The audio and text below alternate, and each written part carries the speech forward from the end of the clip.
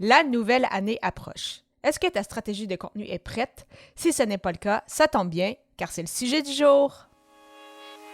Les médias sociaux en affaires est ton rendez-vous hebdomadaire pour en connaître davantage sur les différents réseaux sociaux et les plateformes de création de contenu dans un contexte d'affaires.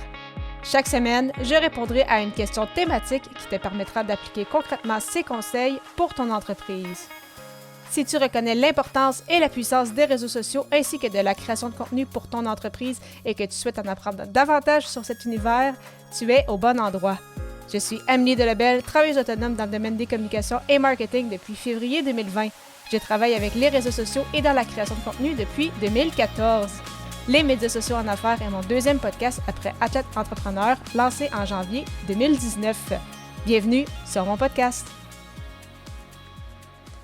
Salut et bienvenue sur les médias sociaux en affaires, épisode 203. Alors qu'aujourd'hui, je réponds à la question « As-tu défini ta stratégie? » Alors oui, on en a parlé un peu à l'épisode précédent, mais je voulais vraiment prendre le temps aujourd'hui pour pousser la réflexion encore plus loin parce que oui, définir tes objectifs SMART, donc spécifiques, mesurables, atteignables, réalistes et temporairement définis, c'est parfait, mais il faut se demander en fait comment concrètement tu vas réussir à les atteindre. Donc si jamais tu n'avais pas écouté mon épisode de la semaine dernière, après l'écoute de celui-ci, simplement aller au ameliedelabel.com/E majuscule 202 pour justement voir ce dont on a discuté la semaine dernière. Donc, quelle plateforme en fait te retrouver? Donc, si tu souhaites atteindre tes objectifs, parfait, mais sur quelle plateforme est-ce que tu dois être présent? Est-ce que c'est sur LinkedIn? Est-ce que c'est sur Instagram? Est-ce que c'est sur Facebook, Threads, X qui est auparavant Twitter? Où est-ce que ton persona en fait se retrouve? Parce que pour savoir où est-ce que tu dois te retrouver sur les plateformes de réseaux sociaux, il faut savoir en fait à qui tu t'adresses et où justement cette personne-là se retrouve. Parce que si tu veux rejoindre par exemple des entrepreneurs, ce ne sera peut-être pas la même chose que si tu veux rejoindre par exemple, des jeunes femmes qui aiment la mode et qui sont peut-être fin secondaire ou au cégep au Québec ou début de l'université en Europe. Donc, important, c'est ça, de bien connaître ton persona pour savoir où celui-ci va se retrouver et à ce moment-là, ça va t'aider à déterminer en fait sur quelle plateforme, c'est ça, tu dois avoir une certaine présence. Mais non seulement, oui, il faut garder ça en tête, mais il faut aussi savoir, toi, quel est le temps que tu as à consacrer par plateforme. Et si ton temps est un peu plus limité, que tu es occupé ou que c'est peut-être des plateformes avec lesquelles tu es moins à l'aise, il faut prendre ça aussi en considération. Donc, justement, quelles sont tes ressources? Parce que c'est ça, c'est au niveau du temps et de l'argent, c'est un peu plus limité. Eh bien, c'est ça, il va falloir prendre des choix en conséquence parce que souvent, en création de contenu, quand je discute c'est ça avec des clients potentiels ou avec des clients, souvent, on voit ce gros, donc on veut justement partager notre message au plus grand nombre de gens possible. Donc là, on veut se retrouver ça, sur LinkedIn, sur Facebook, sur Instagram, sur vraiment toutes les plateformes possibles, mais si tu ne délègues pas cette partie-là, c'est ça, c'est toi qu'il va falloir qu'il le fasse, c'est toi qu'il va falloir qu'il crée le contenu et on sait qu'il ne faut pas publier exactement le même contenu sur chacune des plateformes. Parfois, on va définir, c'est ça, selon à qui on s'adresse. Ce ne sera peut-être pas nécessairement les mêmes visuels, ça ne va pas nécessairement être exactement la même approche. Alors, ça demande quand même beaucoup de temps. Donc, vraiment important, c'est ça, de voir, bon, mais qu'est-ce que ça va te prendre en fait pour atteindre tes objectifs. Et si jamais tu as justement un petit peu plus de ressources, et bien à ce moment-là, oui, être accompagné peut grandement t'aider, déléguer peut-être même ce contenu-là ou peut-être même suivre une formation pour être en mesure justement de faire ce que tu souhaites être en mesure de réaliser. Et quand on crée une stratégie, c'est important, bien évidemment, de prendre le temps de la bâtir. C'est important non seulement de prendre le temps en amont pour justement voir, bon, mais par exemple, pour 2024, qu'est-ce qu'on veut créer, qu'est-ce qu'on veut bâtir, quels sont nos objectifs, mais également en cours de route, prendre du temps pour justement regarder un peu nos statistiques, voir où est-ce que nous en sommes, qu'est-ce qui a bien été, qu'est-ce qui a moins bien été, et pour ce qui a moins bien été, en fait, qu'est-ce qu'on peut faire pour justement nous améliorer. Mais pour ça, ça prend justement des moments un petit peu plus de pause où on sait qu'on va avoir le temps de se concentrer justement sur cet aspect-là. Et à ce moment-là, mais ça peut déjà être intéressant de regarder dans ton calendrier en 2024 pour voir est-ce qu'il y a des moments où ce que tu sais que déjà ça va être plus tranquille et à ce moment-là, justement, te consacrer peut-être davantage à ta création de contenu, à justement regarder tes statistiques, voir qu'est-ce qui va bien, qu'est-ce qui va moins bien.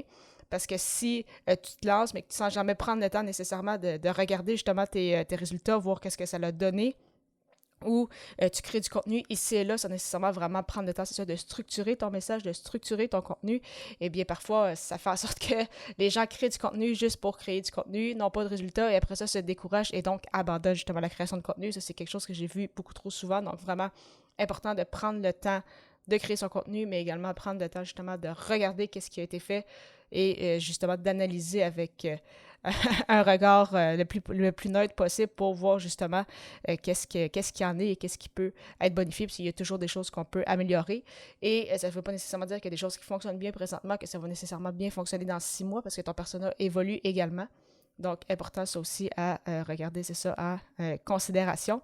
Et au niveau des statistiques, je recommande en fait de les regarder peut-être par trimestre pour voir justement qu'est-ce qu'il y en est, parce que si tu commences à les regarder à chaque semaine ou à chaque mois, là, c'est là que tu vas te remettre en question, parce que là, il y a peut-être une publication qui a moins bien été.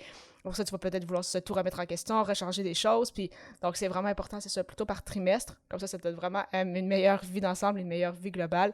Et après ça, donc, si après un trimestre, il y a des choses que tu vois que tu aimes un peu moins bien, et bien là, après ça, tu vas pouvoir justement porter peut-être certaines corrections, mais c'est ça, pas plus que par trimestre. Donc, c'est important de regarder nos statistiques, mais il ne faut pas devenir fou non plus avec ça. Et je parle pour les réseaux sociaux, mais c'est la même chose avec ton nombre de vues sur ton blog ou le nombre de téléchargements sur ton podcast ou c'est ça, tes vues également sur ta chaîne YouTube. Justement, peut-être que 2024, ça va sonner pour toi un nouveau format de création de contenu. Peut-être que tu étais déjà présent sur certaines plateformes de réseaux sociaux, ou peut-être que tu avais un blog et là, tu veux te tourner vers le podcast ou vice-versa. Donc, ça peut être justement une très bonne manière justement de rejoindre ton audience cible et te permettre justement de partager ton message au plus grand nombre de gens possible. Mais avant de se lancer officiellement, encore une fois, il va falloir bien évidemment planifier en amont, structurer cette création de contenu-là pour en fait s'assurer justement de publier de manière constante, de manière régulière, même si c'est une fois par semaine, là, c'est vraiment pas obligé que ce soit une fois par jour, mais avoir une certaine constance. Et pour ça, en fait, il faut voir, c'est ça, au préalable, si est-ce que tu as déjà des blocages à ce niveau-là ou est-ce que tu as peut-être des soucis au niveau de l'équipement, au niveau technique. Donc ça aussi, donc soit lire sur le sujet pour voir qu'est-ce qu'il y en a, qu'est-ce que tu as besoin, peut-être justement encore là te faire accompagner, suivre une formation, mais dans tous les cas, c'est important, c'est ça, d'avoir les bons outils pour s'assurer que tu ne vas pas en fait t'empêcher de te lancer pour X, Y raison. Si vraiment tu veux lancer ton podcast, fais-le. Si tu veux lancer ton blog, fais-le. Une chaîne YouTube, même chose. Donc, vraiment, ça peut être une autre très, très belle façon de rejoindre ton audience cible. Maintenant, justement, que tu vas travailler sur ta stratégie de contenu, si ce n'est pas déjà le cas, il est important d'avoir les bonnes ressources pour la mettre en place, bien évidemment. Et c'est pourquoi je te partage ma liste des 24 ressources pour t'aider avec ta création de contenu. Pour la télécharger tout à fait gratuitement, simplement te rendre au ameliedelebel.com/ressources, ressources avec un S. Je te retrouve à l'épisode 204 pour un nouvel épisode, alors que le sujet sera « Quoi publier sur tes réseaux sociaux ». À très bientôt!